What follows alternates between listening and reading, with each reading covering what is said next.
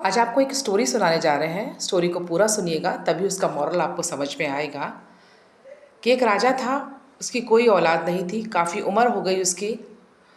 तब उसने को एक ज्योतिषी ने उससे कहा कि इस तुम्हारे राज्य में अगर कोई अपने राज्य के किसी एक बच्चे की तुम बलि चढ़ा दोगे तो तुम्हारे यहाँ औलाद हो जाएगी।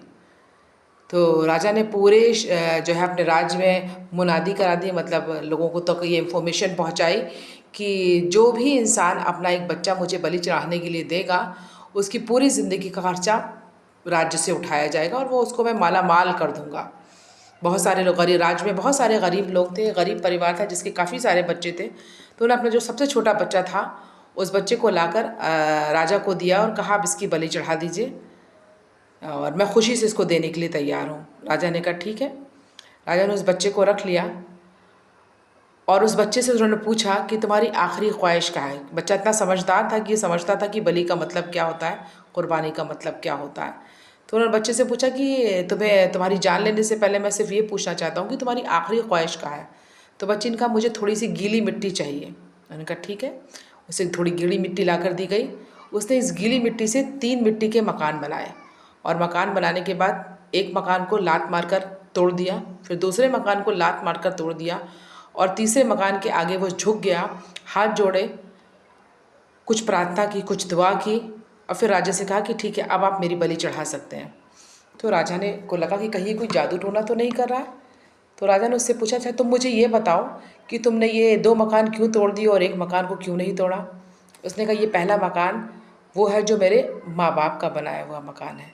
मैंने उसको इसलिए तोड़ दिया कि मैं उनकी पनाह में था और मेरे माँ बाप ने कुछ लालच में आकर मुझे अपने ज़िंदगी से भी और मुझे आपके पास मरने के लिए छोड़ दिया। वो मेरी हिफाजत नहीं कर पाए तो मैंने उनका मकान तोड़ दिया। दूसरा मकान, उसने कहा दूसरा मकान कौन है। उसने ये दूसरा मकान आपका महल है। मैंने इसको इसलिए तोड़ा कि राजा का मतलब क्या होता है कि प्रजा की हिफाजत करना, ये नहीं कि उसकी जान ले लेना।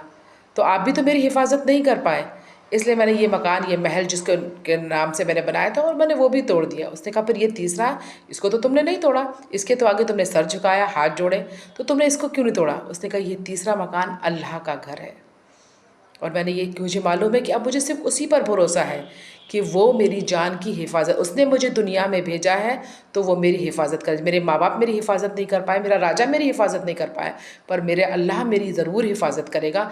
मैंने उसके आगे दुआ की आप मेरी हिफाजत कीजिए, तो अल्लाह मेरी ज़रूर, मुझे पूरा यकीन और भरोसा है।